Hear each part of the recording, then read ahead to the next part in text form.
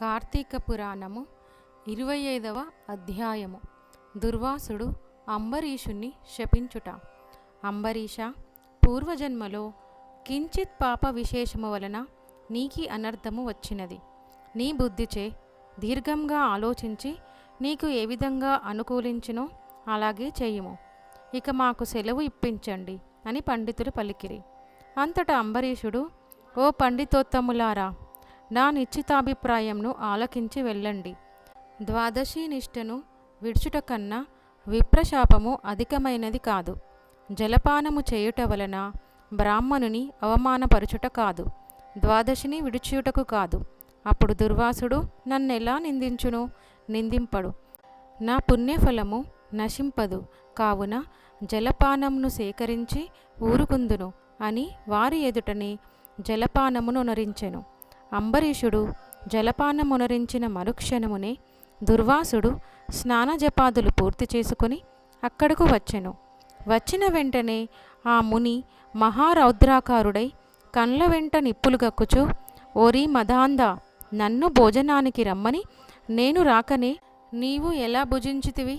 ఎంత దుర్మార్గము, ఎంత నిర్లక్ష్యము, ఎంతటి ధర్మపరిత్యాగివి! అతిథికి అన్నం పెట్టదనని ఆశ చూపి పెట్టకుండా తాను తినినవాడు మలభక్షకుడగును. అట్టి అధముడు మరుజన్మలో పురుగై పుట్టును. నీవు భోజనమునకు బదులు జలపానము చేసితివి, అది భోజనంతో సమానమైనది. నీవు అతిథిని విడిచి భుజించినావు. అందువలన నీవు నమ్మక ద్రోహి మగుదుగే కాని హరిభక్తుడవు కావు. శ్రీహరి బ్రాహ్మణ అవమానంను సహింపడు. మమ్ము ఏ విధంగా అవమానించుట ఎలినా శ్రీహరిని అవమానించుటయే. నీవంటి హరినిందాపరుడు మరి ఒకడు లేడు. నీవు మహాభక్తుడవని అతి గర్వము కలవాడై ఉన్నావు. ఆ గర్వంతోనే నీవు నన్ను భోజనమునకు ఆహ్వానించి అవమానపరిచి నిర్లక్ష్యంగా జలపానమునరించితివి. అంబరీష, నీవెట్ల పవిత్ర రాజకుటుంబంలో పుట్టినావు?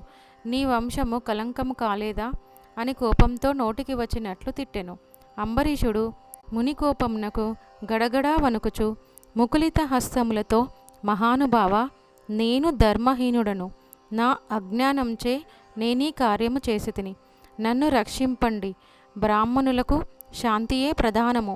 2 తపోధనులు దయాదాక్షిణ్యములు కలవారు కాన నన్ను కాపాడు అని అతని పాదములపై పడెను. దయాశూనుడైన దుర్వాసుడు అంబరీషుని తలను తన ఎడమకాలితో తన్ని, దోషికి శాపమియకుండా ఉండరాదు. నీవు మొదటి జన్మలో చేపగాను, 2వ జన్మలో తాబేలుగాను, 3వ జన్మలో పందిగాను, 4వ జన్మలో సింహముగాను, 5వ జన్మలో వామనుడుగాను, 6వ జన్మలో క్రూరుడవైన బ్రాహ్మణుడుగాను, 7వ జన్మలో మూఢుడైన రాజుగాను, 8వ జన్మలో రాజ్యము కాని సింహాసనము కాని లేనట్టి రాజుగాను, 9వ జన్మలో పాషాండమతస్థునిగాను, 10వ జన్మలో పాపబుద్ధి గల దయలేని బ్రాహ్మణుడుగాను పుట్టెదవు కాక అని వెనక ముందు ఆలోచించక శపించెను. ఇంకనూ కోపం తగ్గనందున మరలా శపించుటకు ఉద్యుక్తుడగుచుండగా శ్రీ మహావిష్ణువు బ్రాహ్మణ శాపం వృధా కాకూడదని తన భక్తునికి ఏ అపాయం కలగకుండుటకు అంబరీషుని హృదయంలో ప్రవేశించి, నీవర్య, అటులనే నీ శాపంను అనుభవిస్తాను అని ప్రాధేయపడెను. కానీ దుర్వాసుడు కోపంను పెంచుకొని శపించబోగా శ్రీమన్నారాయణుడు తన సుదర్శన చక్రమును అడ్డుపెట్టెను. ఆ సుదర్శనము కోటి సూర్యప్రభలతో అగ్నిజ్వాలలు క్రక్కుచు దుర్వాసుని వద్దకు వెళ్ళెను. అంతటా దుర్వాసుడు ఆ చక్రము తనని మసిచేయునని తలిచి ప్రాణములపై ఆశ కలిగి అచటి నుంచి బ్రతుకు జీవుడా అని పరిగెడును. మహా తేజస్సుతో చక్రాయుధము దుర్వాసుని తరుముచుండెను.